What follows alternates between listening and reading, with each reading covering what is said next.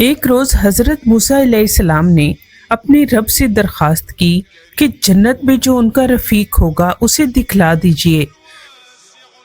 ارشاد خداوندی ہوا کہ فلاں شہر میں جائیے، وہاں آپ کو ایک قصاب ملے گا، وہی آپ کا جنت کا رفیق ہوگا۔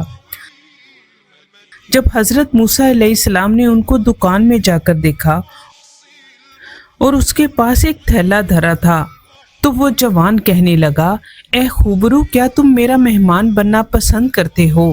موسیٰ علیہ السلام نے کہا ہاں۔ چنانچہ وہ انہیں اپنے گھر لے گیا اور ان کے سامنے کھانا چنا، اور جب کبھی وہ ایک لقمہ کھاتا تو 2 لقمے اس تھیلی میں دھرتا جاتا تھا۔ اسی حال میں تھا کہ اچانک کسی نے دروازہ کھٹکھٹایا۔ وہ جوان اچھل کر گیا اور تھیلا چھوڑتا گیا۔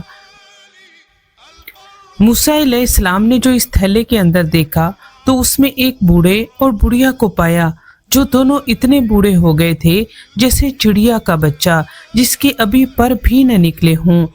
جب موسیٰ علیہ السلام نے انہیں دیکھا تو دونوں مسکرائے اور ان کی رسالت کی گواہی دے کر انتقال کر گئے۔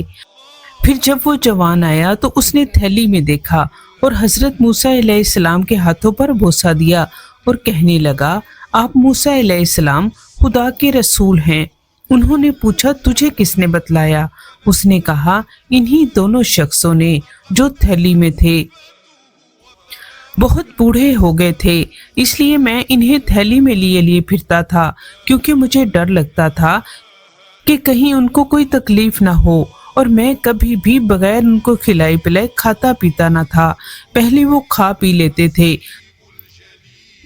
جب میں روزانہ کھاتا پیتا تھا، اور وہ دونوں خدا سے روزانہ دعا مانگا کرتے تھے کہ ان کی جان نہ نکلے جب تک موسیٰ علیہ السلام کی زیارت نہ کر لیں۔ حضرت موسیٰ علیہ السلام نے اس سے کہا کہ میں نے تیری ماں کے لب ہلتے ہوئے دیکھے تھے۔ اس نے کہا کہ جب وہ شکم سیر ہوتی تھی تو کہا کرتی تھی کہ اے اللہ، اس کو جنت میں موسیٰ علیہ السلام کا ہم نشیں بنائیو۔